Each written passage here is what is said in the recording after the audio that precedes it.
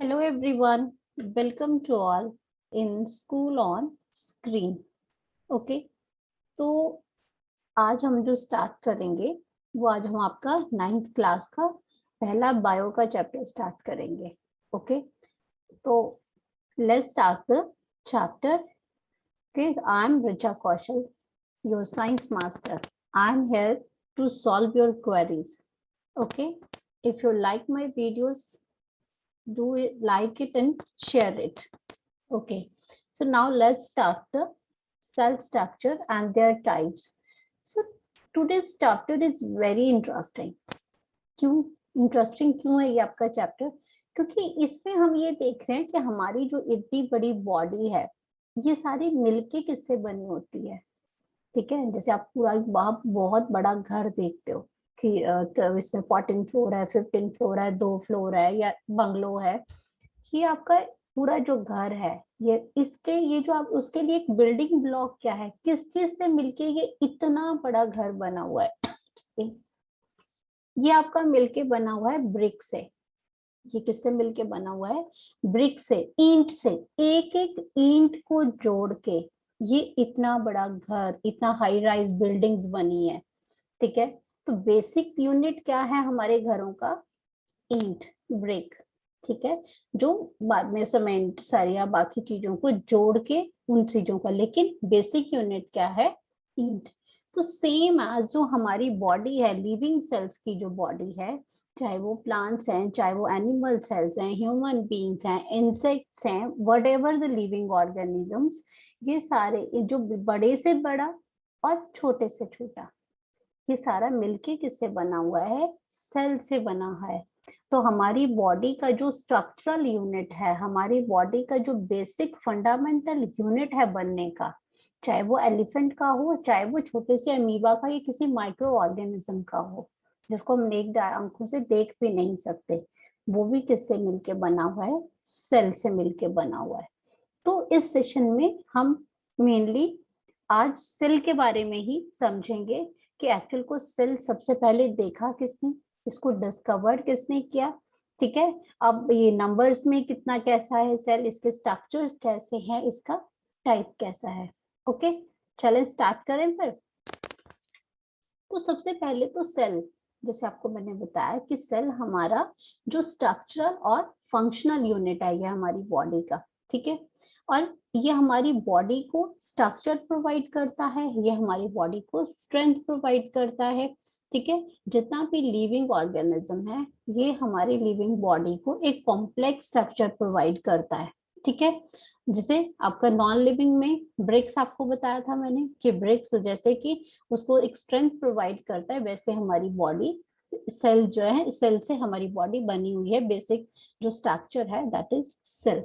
ठीक है, अब सबसे पहले सेल को फाइंड आउट किसने किया?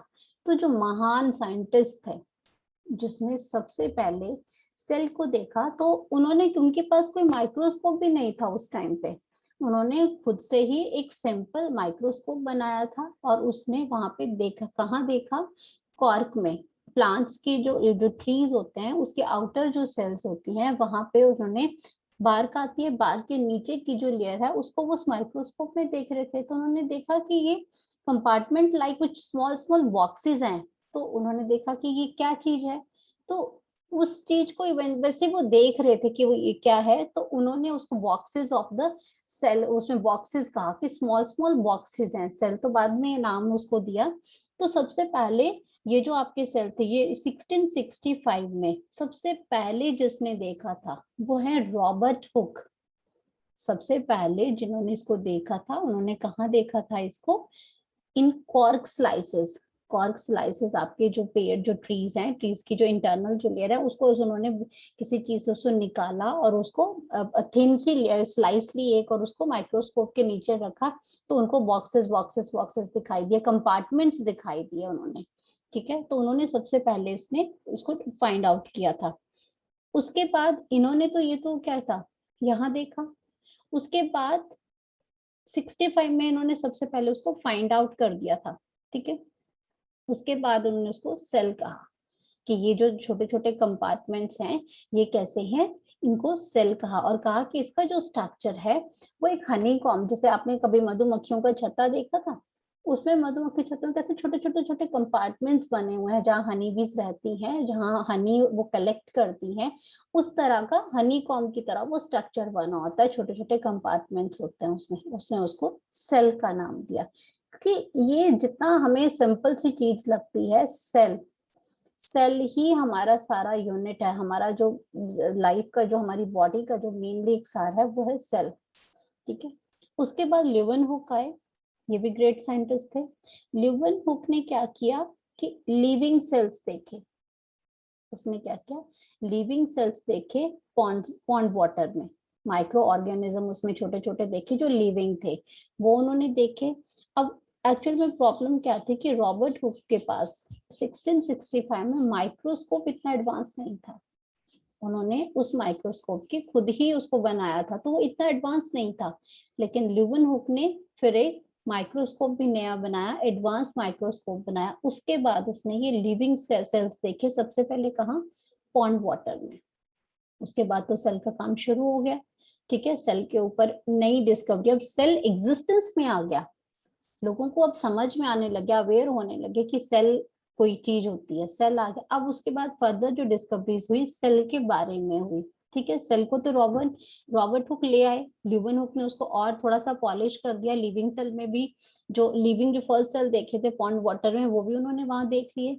उसके बाद जब और फर्दर डिस्कवरीज हुई सेल के ऊपर, तो ये जो रॉबर्ट ब्राउन है, इन्होंने सेल के अंदर न्यूक्लियस का भी एग्जिस्टेंस फाइंड आउट कर लिया। ये भी आप, ये इट्स वेरी इंपॉर्टेंट, क्योंकि जैसे ह्यूमन बॉडी में ब्रेन काम करता है ना, वैसे ही सेम सेल के अंदर न्यूक्लियस काम करता है। सेल का जो ब्रेन है वो न्यूक्लियस है। ठीक है, उसमें उसको डिवाइड करना है, उसको कैसे स्ट्रक्चर्स, उसको किस तरह से पूरा परफॉर्मेंस देना है, वो न्यूक्लियस डिवाइड करता है, क्योंकि वो ब्रेन है सेल का। ठीक है, फिर पुरकिंजी आए 1839 में, उन्होंने प्रोटोप्लाज्म बताया, जो सेल के अंदर का लिक्विड स्ट्रक्चर्स होता है, दैट इज कॉल्ड प्रोटोप्लाज्म।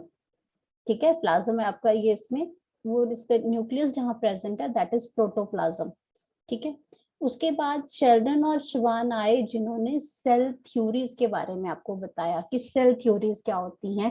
ये हम अगली फर्दर स्लाइड में थोड़ी देर में देखेंगे कि सेल थ्योरीज एक्चुअल में क्या है। अभी तो आपको सिर्फ मैं जो इस टॉपिक में इंपॉर्टेंट साइंटिस्ट के जो कंट्रीब्यूशन है हम उसके बारे में थोड़ा सा देख लेंगे। ठीक है, तो ये नाम नहीं भूलने हैं इनके।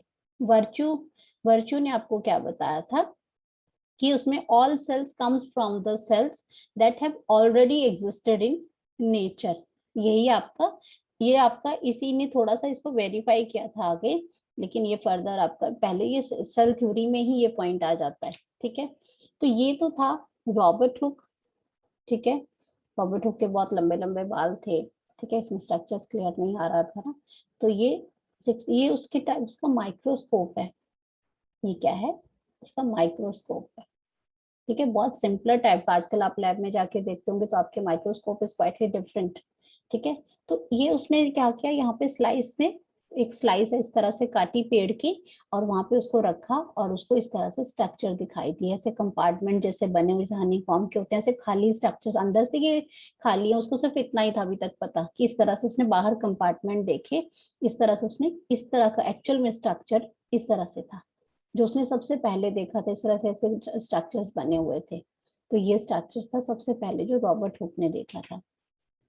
अब हम बात करते हैं सेल थ्योरी के बारे में, कि सेल तो जब आ गया तो उसके बाद साइंटिस्ट ने वर्क करना शुरू कर दिया। तो ये जो ग्रेट जर्मन बायोलॉजिस्ट थे, ये शेल्डन और श्वान थे, 1838 में इन्होंने बताया कि सेल एक्चुअल में आ गया है, सेल एग्जिस्टेंस में है।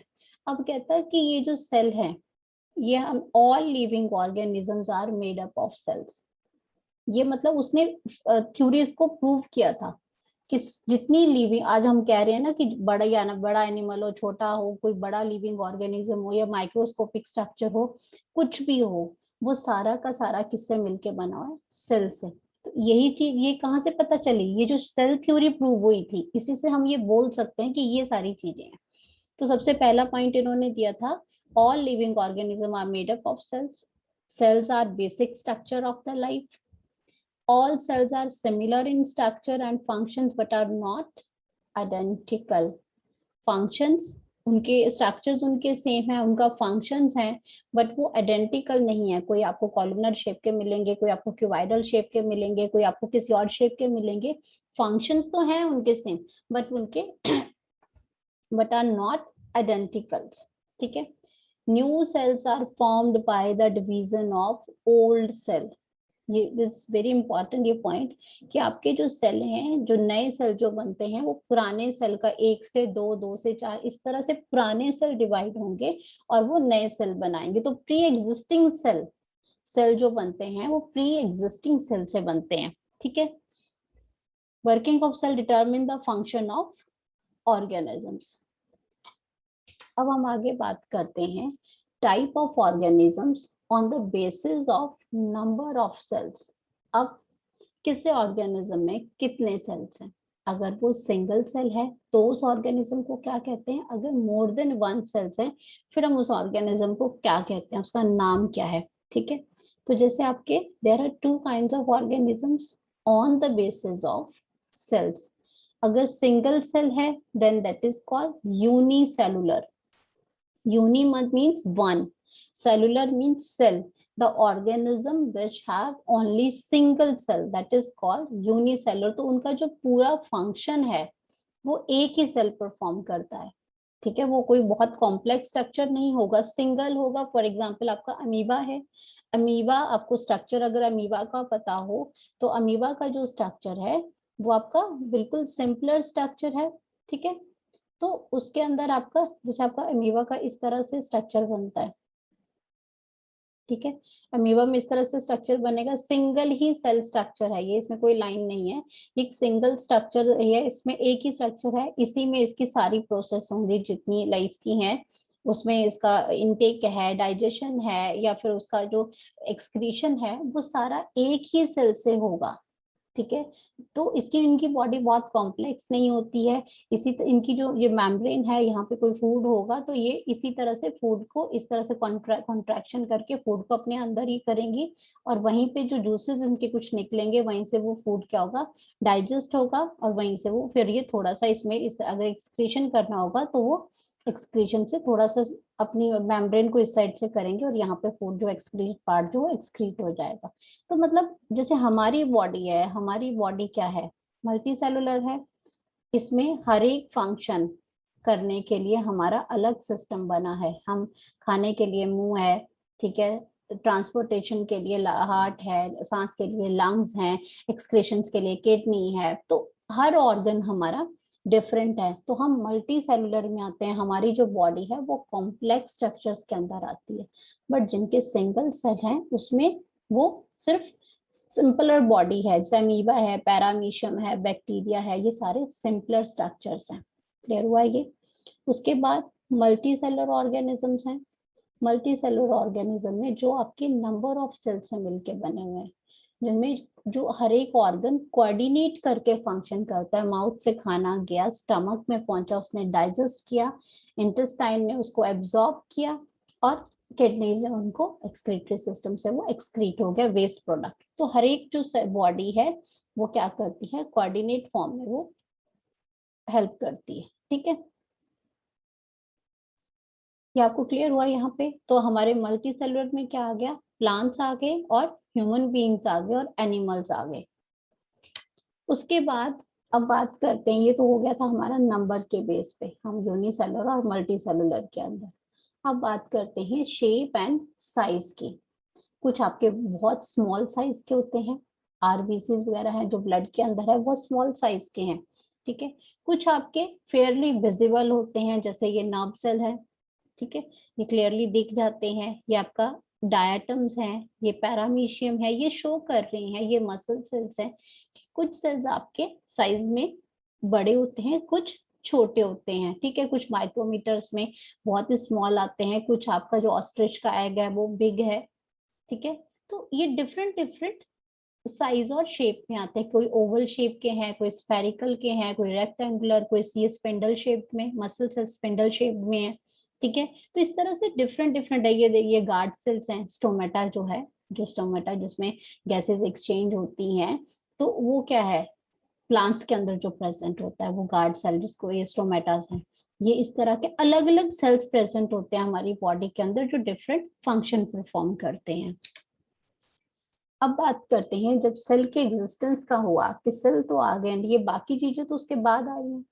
जब हमने ये देख लिया कि unicellular cells, multicellular cells, अब अब डिपेंड हुआ कि आपको मैंने बताया था कि उसमें न्यूक्लियस का भी फाइंड आउट किया था, सेल्स के अंदर की न्यूक्लियस भी होता है। ये उसके बाद की बातें हैं कि जिन सेल्स के अंदर प्योर न्यूक्लियस प्रेजेंट होता है, कंप्लीट मतलब एक nucleus well structured nucleus present होता है, और किन सेल्स में नहीं प्रेजेंट होता है, ट्रू न्यूक्लियस प्रेजेंट होता है या नहीं प्रेजेंट होता है, इसके बेसिस पे हमने दो टाइप के सेल्स बनाए। One is prokaryote, second eukaryotes. ये जो प्रोकैरियोट्स हैं इसमें ट्रू न्यूक्लियस प्रेजेंट नहीं होता है। इसमें न्यूक्लियस होगा जो जेनेटिक मटेरियल होगा बहुत सिंपलर, इसी तरह से बस ऐसे ही धागे धागे वैसे ही बीच में होता है, ऐसा कोई वेल डिफाइंड न्यूक्लियस नहीं होता प्रोकैरियोटिक के अंदर। क्लियर हुआ? तो the cells in which true nucleus is absent, ठीक है, क्योंकि प्रोकैरियोट्स का मतलब न्यूक्लियस है, प्रो का मतलब इसमें कि क्लियर का ट्रू न्यूक्लियस नहीं प्रेजेंट होता है, तो ये क्या बन गया, प्रिमिटिव टाइप का न्यूक्लियस बन गया। ठीक है, ये इनकम्प्लीट सेल है, इसमें इनके इनकम्प्लीट सेल्स है, और ये प्रोकैरियोट्स ऑलवेज यूनिसेलुलर ऑर्गेनिजम्स है। ठीक है, ये कैसे हैं, यूनिसेलुलर ऑर्गेनिजम्स है। फॉर एग्जांपल आपका बैक्टीरिया आ गया या ब्लू ग्रीन एल्गीज हैं, ये सारे के सारे क्या हैं, प्रोकैरियोट्स हैं। मतलब बहुत ही सिंपल प्रिमिटिव सेल्स हैं, इसमें कोई बहुत सारी सेल ऑर्गेनेलिज भी प्रेजेंट नहीं होंगी, इसमें न्यूक्लियस प्योर न्यूक्लियस पे नहीं होगा, जिस जेनेटिक मटेरियल बस ऐसे ही होगा उसमें। ठीक है, इस तरह से इसमें स्ट्रक्चर्स हैं। ये आपके प्रोकैरियोट सेल्स हैं, इस तरह से ये स्ट्रक्चर कुछ भी वेल डिफाइंड नहीं है इसमें। ये कैप्सूल है, ये बाहर सेल वॉल है, ये अंदर प्लाज्मा मेम्ब्रेन है, न्यूक्लियोइड है, न्यूक्लियस नहीं होगा, न्यूक्लियोइड प्रेजेंट होगा, सिंपली इस तरह से थ्रेड लाइक स्ट्रक्चर्स हैं, राइबोसोम्स प्रेजेंट होंगे इसके अंदर। ठीक है, नेक्स्ट है इसमें eukaryote cells. Eukaryote cells are the cell जिसमें न्यूक्लियस प्रेजेंट होगा, एडवांस टाइप का होगा, इसमें न्यूक्लियस होगा, वेल डिफाइंड होगा। वेल डिफाइंड का मतलब आप ये देख रहे हो पूरी इसमें आउटर लेयरिंग बनी हुई है, साइटोप्लाज्म से इसको डिफरेंट किया। अगली जो स्लाइड आएगी, अगला जो सेशन होगा उसमें हम इसके स्ट्रक्चर के बारे में ही पढ़ेंगे। ये सारा आपको उसमें आपको एक एक चीज डिटेल में बताई जाएगी कि कहाँ ये न्यूक्लियस है, ये एंडोप्लाज्मिक रेटिकुलम है, माइटोकॉन्ड्रिया है, किसका क्या फंक्शन है। लेकिन टिल देन आपको ये पता है कि यूकैरियोटिक जिसमें ट्रू न्यूक्लियस प्रेजेंट होगा, जिसमें प्रॉपरली सारी ऑर्गेनेलिज प्रेजेंट होगी, ठीक है, जो प्रॉपरली फंक्शंस करेंगी, और उसमें ठीक है, तो इसमें यूनिसेलुलर मल्टीसेलुलर ऑर्गेनिजम्स हो सकते हैं except bacteria and blue green, क्योंकि ये प्रोकैरियोटिक है क्लियरली। ये आपको समझ आया यूकैरियोटिक और प्रोकैरियोटिक का ये डिफरेंस है इनका। ये यूकैरियोट्स हैं जिसके अंदर ये सारी ऑर्गेनेलिज प्रेजेंट है, प्रोकैरियोट्स में प्रॉपर न्यूक्लियस नहीं है, सिर्फ न्यूक्लियोइड है, इस तरह से रफली स्ट्रक्चर है। ठीक है, कुछ इसमें प्रोकैरियोट्स में कैप्सूल लाइक स्ट्रक्चर बना होता है, इसमें राइबोसोम्स दोनों में प्रेजेंट है, सेल मेम्ब्रेन दोनों में प्रेजेंट है। ठीक है, और ये फ्लैजेला है इसकी मूवमेंट के लिए। ठीक है, तो आज के लिए ये इतना ही टॉपिक था आपका। इसमें ये डिफरेंस आपको रिवीजन के लिए दे रखे हैं जो अब तक हमने पढ़ा था। साइज का है, न्यूक्लियस एब्सेंट है, इसमें प्रेजेंट है, सिंगल क्रोमोसोम है, इसमें मोर देन वन क्रोमोसोम है। ये न्यूक्लियस एब्सेंट है, जो न्यूक्लियस के अंदर के जो मटेरियल है इसमें सिर्फ न्यूक्लियोइड प्रेजेंट है। ठीक है, मेम्ब्रेन बाउंडेड सेल ऑर्गेनेली जैसे माइटोकॉन्ड्रिया, गोल्गी बॉडीज ये नहीं है, इसके अंदर सारी प्रेजेंट है। ठीक है, सेल डिवीजन है इसमें, वो टेक्स प्लेस बाय फिजन और बडिंग, सिंपलर जो होती हैं उसमें ब्रेक डाउन होती है, वेजिटेटिव रिप्रोडक्शन होती है प्रोकैरियोट्स में, जबकि इसमें प्रॉपरली माइटोटिक और मियोटिक और meiosis type of cell divisions होती हैं। ठीक है, तो ये था आज सेल के बारे में। आपको अगर पसंद आया हो तो डू लाइक और share it. Till then thank you so much.